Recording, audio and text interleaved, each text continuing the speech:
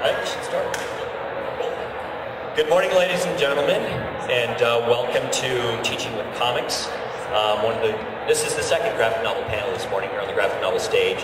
Real quickly, if you don't know who Tina Coleman is, she's the genius and the force of nature behind all the graphic novel programming, the Artist Alley that's here, the silent auction that's out there as far as a fundraiser goes. So if you get a chance and you see her, there's a lot of color and some sort of magenta streak in her hair. Say thank you to her, because a lot of the progress that has happened with graphic novel programming for the ALA is because of all the sweat and blood that she's put into it, and tears. Anyway, thank you very much. My name is John Shableski. I work as a publishing consultant, author consultant. I also work in the digital space now for comics and graphic novels with a company called iVerse, and a new line or a new service called Comics Plus for Library Edition. But I know one of the great things about my gig is that I get to meet people through the strangest set of circumstances. And Matt Dembicki here in the middle, I found his book first before I met him. If you've seen Trickster, any of you folks have seen Trickster? Such an awesome book. And it struck me that there's not enough content out there about Native American cultures. It was just amazing to see that book. The point of this panel for each of these guys is how comics are used in education and ways to use it as a better tool. You obviously have already bought into the fact that comics work on some level for readers for you.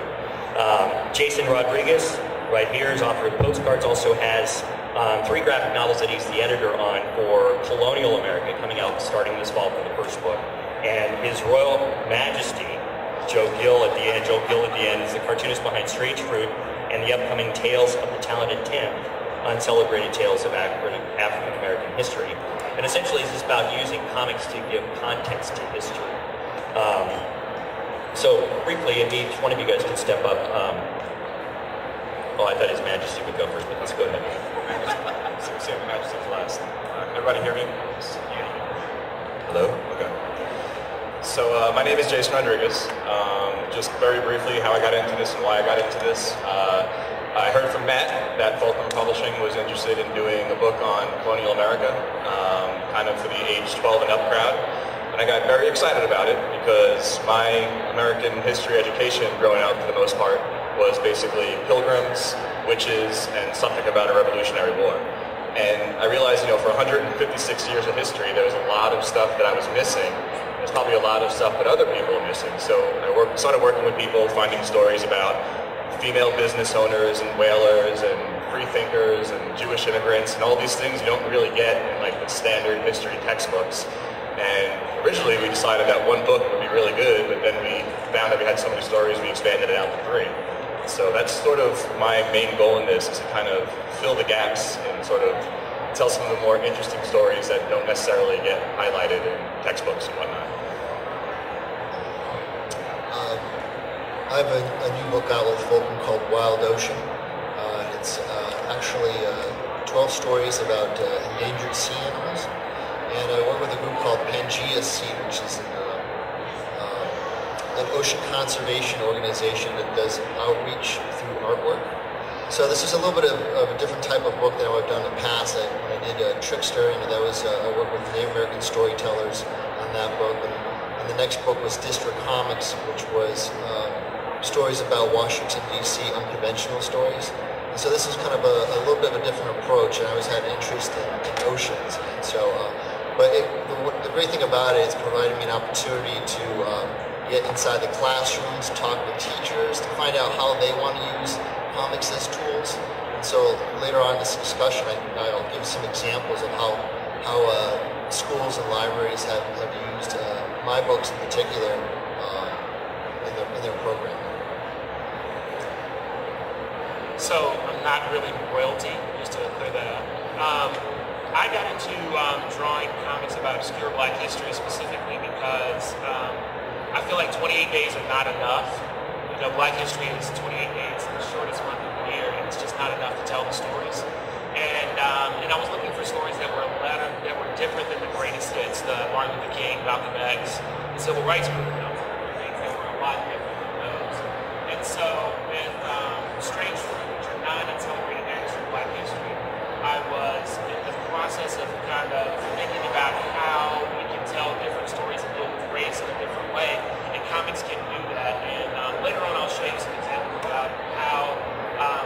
sort of addressed racial stereotypes and words and things that we use in comics and how that kind of comes across in our book. All right.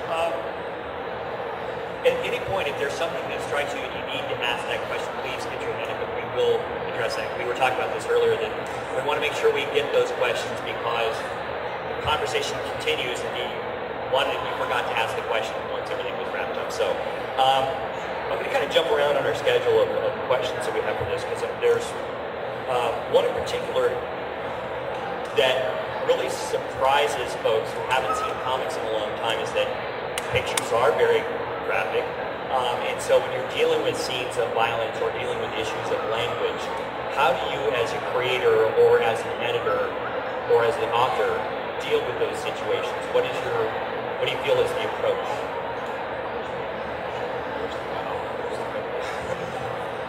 Well, it's been, colonial history is pretty bloody at times and pretty atrocious at times. So there are often questions of what we can show. I have a page here from a story about King Philip's War, essentially. And King Philip, Metacomet, was the Wampanoag sachem that revolted against the people of Plymouth. And he was murdered and his head was cut off and put on a pike, basically. So we wrestled back and forth to the extent of what we can actually show and what we can't show. And to that extent, it was a little bit, the head is a little bit more, we didn't want to show the actual decapitation and things like that. So we kind of had to sort of get around it with that, just showing the actual head on the pike part. And it's really just a question of how much do we think kids can take, for the most part, because you got to really show the gruesome things. That's one of the great things about comics, is that it's not just reading this terrible thing happened, it's showing them this terrible thing happened in a way, and it kind of makes it a little bit more real, so you can kind of push those boundaries a little bit. So that's sort of, there are other things that do come up. So like, obviously, a lot of native cultures, they didn't necessarily, they were more topless than we are today. So with comics, one of the great things is these things called speech bubbles, which you can cover up certain parts and things like that. So we can get around it with that. But we didn't really have a lot of language issues. The only real sort of language issue we had is how to handle native languages for the most part. So we sort of did things with that by actually, this is a page from Dan Mazur's story in the book about Eunice Williams, who was captured by a Native American tribe. And in order to try to do this thing where she wouldn't understand what they were saying, we actually included the speech bubbles, but then sort of blacked out the speech. So you can still hear the story sort of through their emotions and what they're doing, but you don't actually see the words, but you can still kind of feel it from Eunice Williams' point of view, where she was just kind of lost. And it was just this jumble of words, but you still understood what a hug meant. You know what I mean? So that's some of the ways we played around with it. Joe, any comments? So with in Strange Fruit, and I'll show you guys some images about that later. One of the things that I tried to do, because this is the title of the title of the work is based on Bill Holiday's song about lynching, and so there's not a lot of violence in the comics that I've drawn. There is a lot of the issues with language and how we deal with language, and I typically try to deal with that without blanking them out, but actually putting symbols and pictures in there. So I use racist imagery and stereotypes to actually change to be the N-word in some places. What that does with the comic is it actually embeds it with the history of the racial stereotypes. We still have this thing where people are dressing up as other races, which I think is really interesting, in blackface, and like the things that people are doing in blackface. And I think because we're so separated from it, we don't realize how bad that was at one point. So bringing that back is actually a way to talk about it with kids and show them how bad those things actually used to be. So I use a lot of symbols and imagery when I do those things. I really didn't have too much of an issue with that in terms of Trickster or District Comics. I did have kind of an issue with it in Wild Ocean, when a lot of the stories have to deal with ocean conservation, fishing. For example, the story that I illustrated was about shark finning, and how do you kind of portray that without being too gruesome. There's also this kind of balance that I was going for, because you didn't want to be completely one-sided. Shark finning is bad, but then also there's always another side to the argument. The other side to the argument was a lot of these people rely on it. They come from very poor areas, and they rely sharks and family. So it's kind of it's a broader kind of economic issue that has to be kind of addressed. But in terms of like the graphicness of that, what I kind of did often in the book was just kind of present parts of the animal and fisheries and stuff like that. So it wasn't too big of an issue for me. With the increasing use of comics in classrooms around the country, how do you guys feel from the creative side? How do you feel comics can be better applied in a teaching situation? And then also, as a follow-up to that, what are some of the biggest surprises you've gotten from librarians and teachers' responses from your works?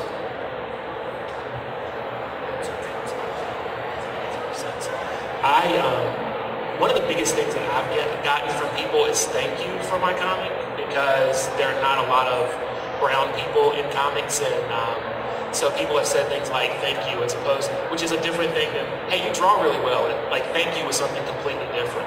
And one of the things that I think is important with comics, you can actually engage kids and people in general in a way that you can't engage them and give them a book. Right? Because if you get a comic and it has imagery, and because of the way you can use words and the way you can use images, you can actually pick up a lot of what's actually happening in just a few minutes of just sitting there. And you can't necessarily do that all the time with regular books. So I think one of the things it does is it engages someone automatically. Like they automatically open up a book and start looking at it and start thinking about the images.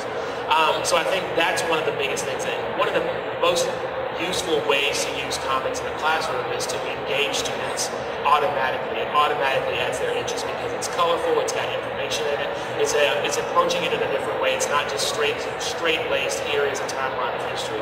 So it's a little more interactive, and comics actually engages a couple of sides of when you're thinking about things, because there are words and there are pictures. The words sometimes tell a different story, and pictures sometimes tell a different story, but they work together to tell the whole story. And so that, there are two things happening at once when you read a comic. So you're engaging more of students' understanding about how things work when you do that. Oh, I'm sorry. Go ahead.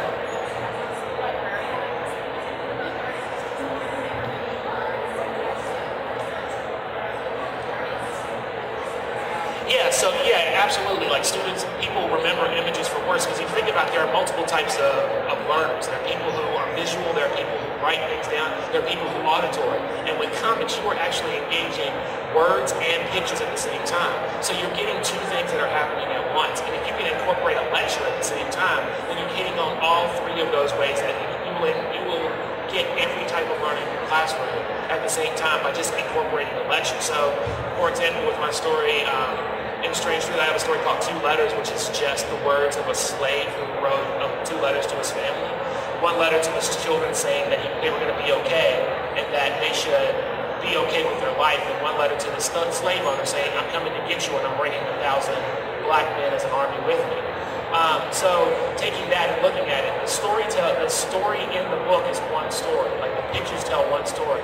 The words are his actual letters. So incorporating that with like information about slave life or the Underground Railroad because he ran away, or what it was like for slaves to join the military, those type of things would actually engage all three of those kind of learners at one time. I got into comics through my parents, actually. My parents were Polish immigrants. They came over here, and I didn't speak English. And so my mother, this is in the 70s, she read an article in the newspaper how some schools, this is in the 70s, were using comics to get kids to read. So that's kind of how I got into comics. And one of my personal satisfactions is to hear that some schools use my books for that purpose. I'm from the Washington, D.C. area, and several of the high schools in D.C. use district comics in their program, especially with ESL kids. And this one teacher, she really did a fantastic program. And we're talking about kids who come from Africa, who come from Asia. So we have one class with incredible diversity, but they all understand and enjoy comics. And what she did was fantastic. She invited me in as a guest speaker. And as part of her curriculum, she required the students to read the book, to select which story they liked the best, to write me a letter. Everyone had to write me a letter. So this is part of like their language skills, their writing skills. You have to kind of present an argument why I like the story. It was writing a letter, send it to me, and then when I came in, I had an opportunity to talk to them about their letters and about the stories that they enjoyed. Right? Another example was some school teacher in Miami. She had a class of third grade boys, and they were reluctant readers, ESL kids. And she couldn't find an example or some kind of book that would draw them in. I think, once you find that book that is that tipping point, it opens it up. And for these 3 kids, it was, I did a shark book about a great white. And that they completely bought into it. They loved it. And that's all she needed. She needed that one thing to springboard them onto other types of books. And so those are the 2 examples that I just wanted to convey. I definitely agree. I think comics, it gives the reader sort of this sense of scope and context that you sort of miss when you're just reading text out of the book for the most part.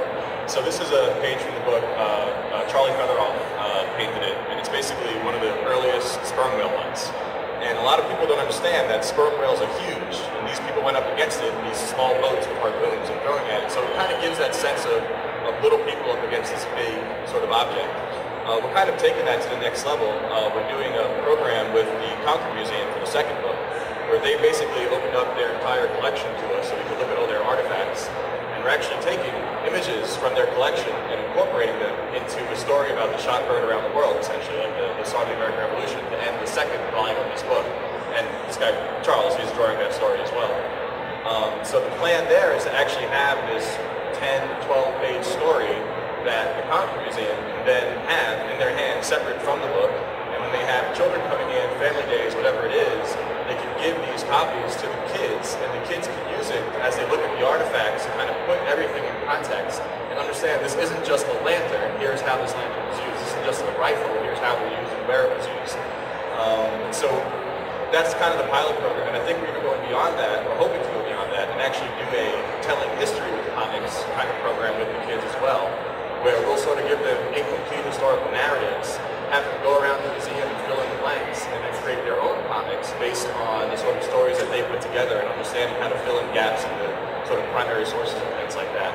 So I think in that way, it really helps kind of strengthen some of the exhibits we have out there, strengthen some of the coursework that we teach and things like that. So that's sort of